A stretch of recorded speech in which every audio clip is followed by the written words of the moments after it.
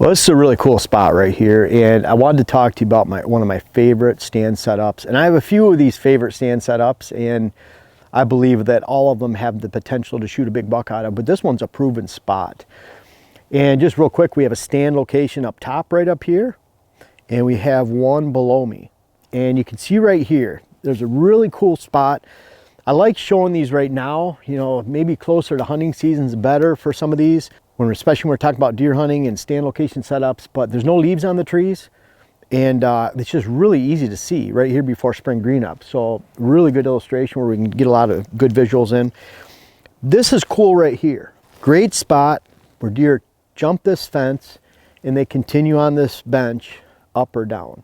From here, they go all different kinds of directions. They go down, they go back up. It's almost like a bow tie movement. And I wanted to talk about what made this a great spot. Last year, I had a target buck that'll be around for this year. Last year, I just wasn't sure on him. We still were looking at him. He's either 3 or 4 years old, beautiful buck.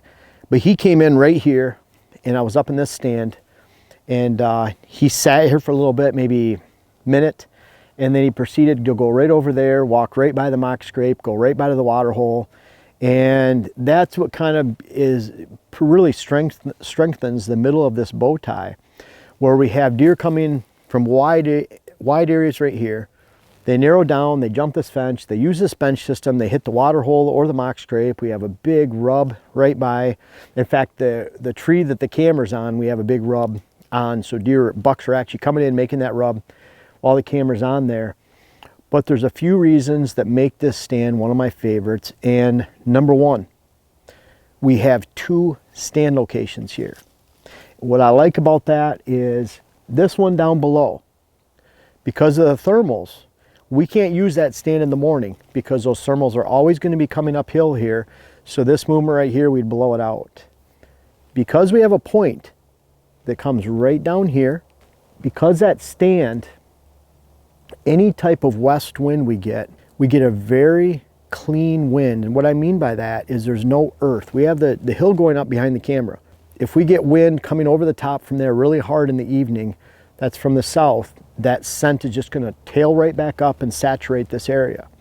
However, if we get more of a west-southwest wind, which is really common around here, west wind, maybe even a little bit of south wind if it's light, then it's coming from free air over there. There's no ridge, there's no ground that wind's going to hit and curl around. It's just going to go right into that stand, and it ends up blowing right back into this horse pasture behind me down below. Very good evening setup in that stand. But this location is good enough that we need 2, and we have a lot of double combination complementary stands like this around the properties that we hunt. And the reason for is because this movement is hot enough that we need to be able to hunt it in the morning too. So this stand right up here, if we have strong south winds, they come from top up there, they circle down to around this bench level, and they spin right back uphill.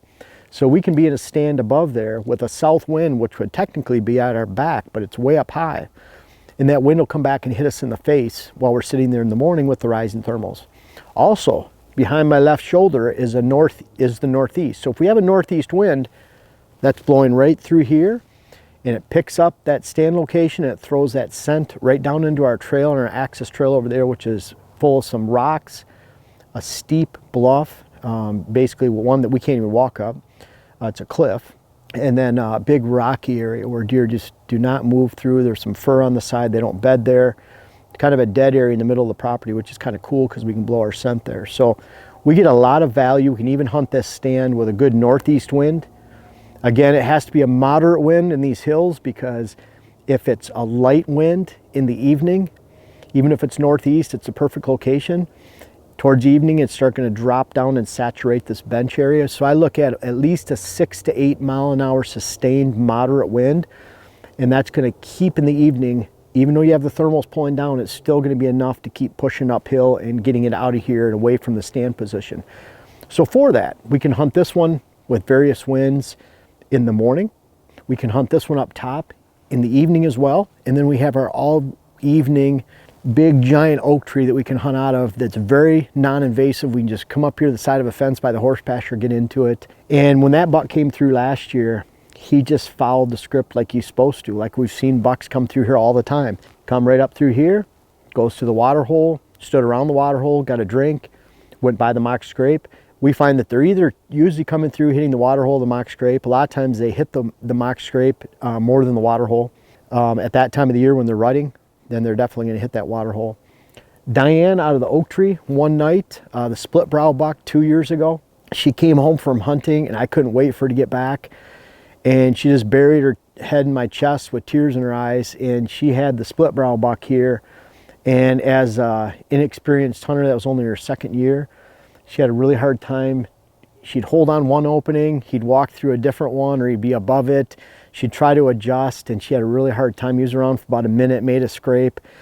And at 25 yards in those holes and trying to pick a hole where he was going to, she just didn't get a shot. And she was so frustrated. That was probably more like middle of the rut, towards the end of the rut, maybe November 14th, 15th. And she was really disappointed. And it almost made her, you know, want to hunt even more because she was so close. And then this year she shot the split brow buck as a 6-year-old, and that's the end of the story. So I think she still has that as her screensaver on her Facebook and her Facebook profile picture on her phone too. But that was another great buck that came through here. We've had a lot of opportunities to shoot bucks through here, pass bucks up. The split brow lived around here all the time. We had the camera right up here. We get tons of pictures of almost all our bucks coming through here. I like this because we have good access. We can get to either of these stands very quickly. We can use them for morning or evening hunting. It's close. We can have a camera on it. We have the movement sweeteners of the mock scrape and the water hole in this location, and it just equals a lot of fun. And something I'll bring up, we hunt this stand up here a lot of times in the morning, and I did last year when I had that great buck come through. He came right through here. I actually walked right up here, and I crossed and went right up to the stand. So I walked along this bench for a good 10 to 20 yards, 15 yards before I cut uphill. Now I don't, you know, scent companies and cover up, it's tough because, you know, do they really work or do they not? But I like to use a cover scent, and I like to keep my clothes clean. I always talk about when you're on your tree stand, the #1 form of scent control is blowing your scent away from the deer. It takes place at your stand location, knowing when to hunt a stand and when not to. That's the #1 way to control your scent. If you're going to rely on a contraption or some type of scent to hide your scent all the time, you're going to lose more often than you win. This is a great example here though. Clean clothes, spraying down my boots with a limit shield. That's what we use, I believe in it. Spraying down my boots, spraying down my clothes, and making sure that you don't leave a scent trail in the woods every time you walk to your stand. That's something you can control. You can't control, to me, when you're on stand, if the wind's blowing towards a mature buck and he's 4, 5, 6 years old, 3 years old in some states, you got less in others, mature does, they're gonna pick you out more often than not, no matter what you're doing. But you can control your trail. And so that morning, coming up through here, walking down the bench, within an hour, that buck came through. He never even put his nose to the ground. He walked right on my trail. We try to creep the grass down so the vegetation and grass and weeds are not acting like a sponge and coming up and hitting my side. So really it boils down to a footprint and making sure your boots are clean. And I think that by far is more important than what you think you're controlling on stand. You can control your scent signature, your scent trail in and out. So our ability to get in and out of this stand quickly, to have 2 stands, to have a solid movement that's a bow tie where we're taking a lot of trails, we're jamming them down into one, is outstanding. We have the ability to monitor it with a trail camera all year long if we want to. We find deer hit that scrape there all year long. And so I get excited about these spots. And we have this spot times about 5 on this property. They all have their purpose. We find that a mature buck might be down here, a specific mature buck, or you might be up there. Was it 2016, I had the Diego buck. Dylan and I were hunting up here in the evening. That northeast wind, north wind, and he came right through here. Beautiful, great footage. He's a 5-year-old, and the next morning I actually shot him up top up there. And so we have these bucks, sometimes they're using the top, the bottom, especially when they get a little bit older. When they're more like 3 or 4 years old, we see them that they take over one level or the other. In the case of the split brow, another buck that was 6 years old, I shot the year before. And what I see is they'll take over that territory as they get older.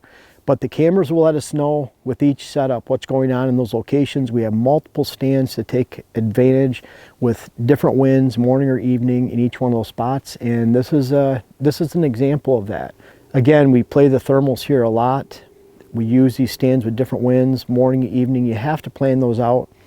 I talk about all the time that if you can't define a morning or evening stand on your property, you need to go back to the drawing board, because they're easily definable. And if you're not defining those, and you're really missing out, you're missing out on opportunity.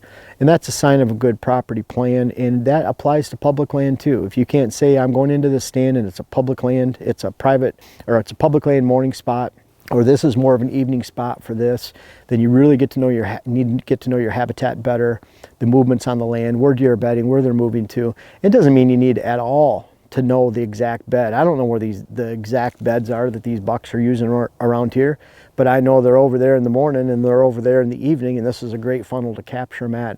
I hope that makes sense to you.